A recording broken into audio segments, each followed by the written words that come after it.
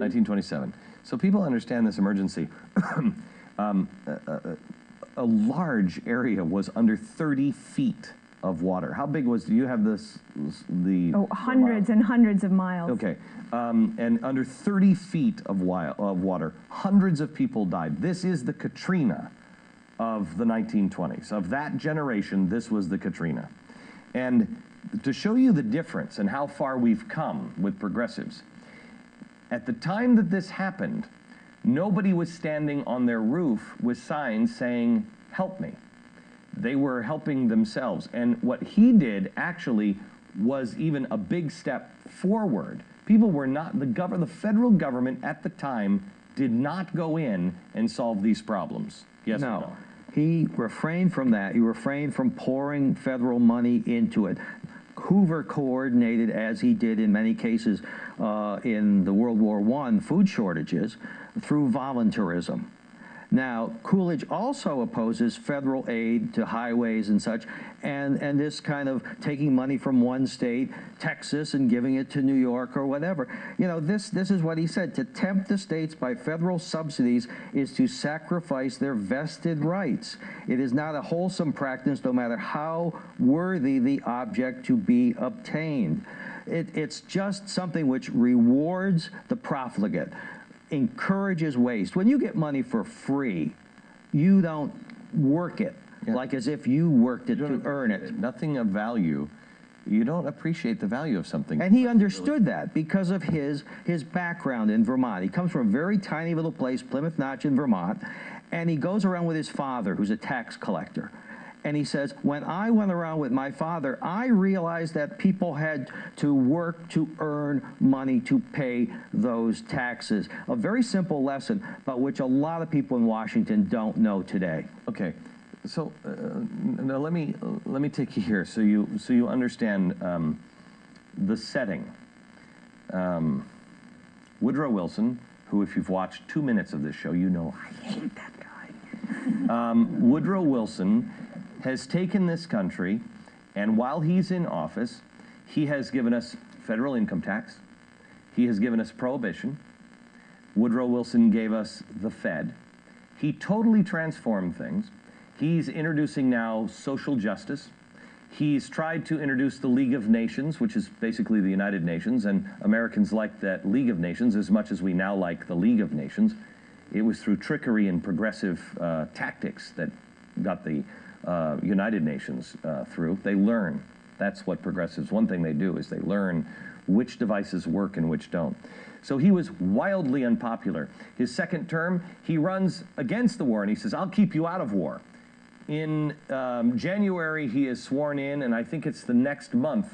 March. He's sworn in March back then, yes. Okay. And in April, we're at war. Yeah, okay. A month later, I'll keep you out of war. A month later, we're at war. Then you have the plague, the epidemic, the flu epidemic that wipes people out. Guys start to come home, and the economy, all of this stuff has happened. I mean, America has been traumatized. And Woodrow Wilson is at the time now incapacitated. He's had a stroke, and his wife is actually holding the... Nobody in Congress has even seen him for about a year. His wife is signing all of the documents for... It's crazy town. The reason why I tell you this is, does any of it sound familiar? America had been fundamentally transformed in a very relatively short period of time, and Americans were freaking out. When Wilson gets in, the income tax is 7%. Right, and then it goes during the war at 77. I think they take it down to 70 when he leaves. That year is also a year of tremendous strikes. It's one of the great strike-ridden years of labor unrest in the country, and it's also a year of domestic terrorism. That's when you had the Wall Street bombing, which has been, you heard about with the Times Square bombing, and also you had bombings of the Attorney General's office, of his home, excuse me, which ends up blowing body parts into the roof of the next door neighbor's house, or across the street, Franklin D. Roosevelt. I mean, things are a mess. And what is Wilson doing? He's obsessing about a new world order, the League of Nations, creating this thing, this sort of Philip Drew administrator world situation, and ignores this thing as the country is going to hell in a handbasket. Okay, so America is freaking out, and they know they don't want any of this progressive nightmare. And so they have to change presidents. And they vote for Warren G. Harding. He serves how long? He serves until August 2, 1923. Okay. When he dies of a heart attack. There's one event here that we're missing, which is there was a police strike in Boston at this time, an example of new union power and progressive power. And the policemen were underpaid, so it was a compelling strike. But Coolidge, the governor overseeing the police commissioner, said, these people are striking and we're having trouble in Boston. Chaos, people being hurt, maybe killed. And he said there is no right to strike against the public safety by anyone, anywhere, anytime. This was Governor Coolidge, and the country heard and said, someone has drawn the line. The unions can only go so far and not farther. There's no right to strike against the public safety, and that woke the country up. Look at the similarities here. Look at the mid-1900s, or 1916, 1970 to 1920. Look at that time period. The 1930s under FDR, another progressive. Then you go to the 1960s under JFK and especially LBJ. And then now, you have these giant progressive periods. And look what they all have in common.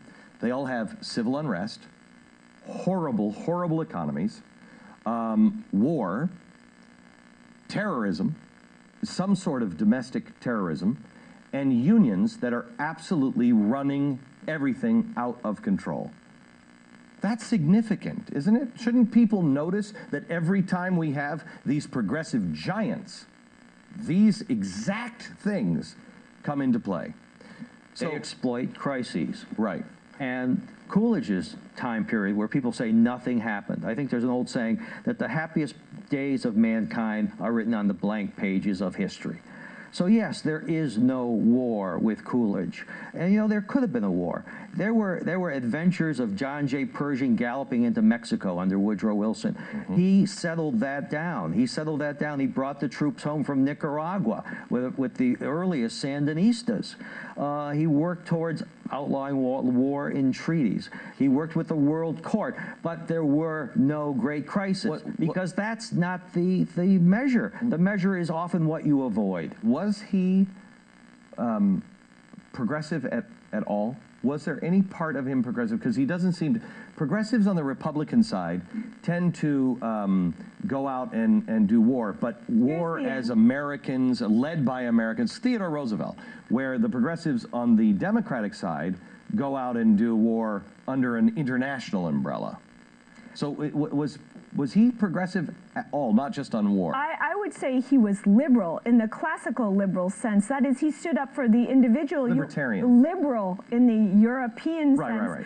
Which is, he stood up for women when women got the vote just around then, and he was a big fan of women. He appointed women, but not as a group, as individuals. Just as Ward Connerly would say, blacks are Americans, not a political group. As individuals, he was a big help to blacks in the same way. Let them be citizens like the rest. Let's go back to, let's just stop here at blacks, because Woodrow Wilson, this progressive, was a nightmare when it came to African Americans, an absolute nightmare. I don't need to get into Coolidge. When Coolidge is lieutenant governor of Massachusetts, he gives a talk, and he's talking about the war, and he says the German government has been knocking us, and they've been knocking the fact that we have colored troops in Europe fighting alongside in other units with us. And I would hope that when we finally accept the surrender of the Kaiser's government, we will have a contingent of colored troops around. When he was running for office in 1924, he didn't really speak out against the Klan, but what he did was he went and spoke to the B'nai B'rith. He went to spoke to the Knights of Columbus, and he delivered a graduating address at the all-black Howard University. When he goes and dedicates the World War I memorial in Kansas City, which is a very southern-like town, he insists that a detachment of black troops from Fort Leavenworth, Kansas, accompany him. Which, again, is a complete reversal of Woodrow Wilson. The term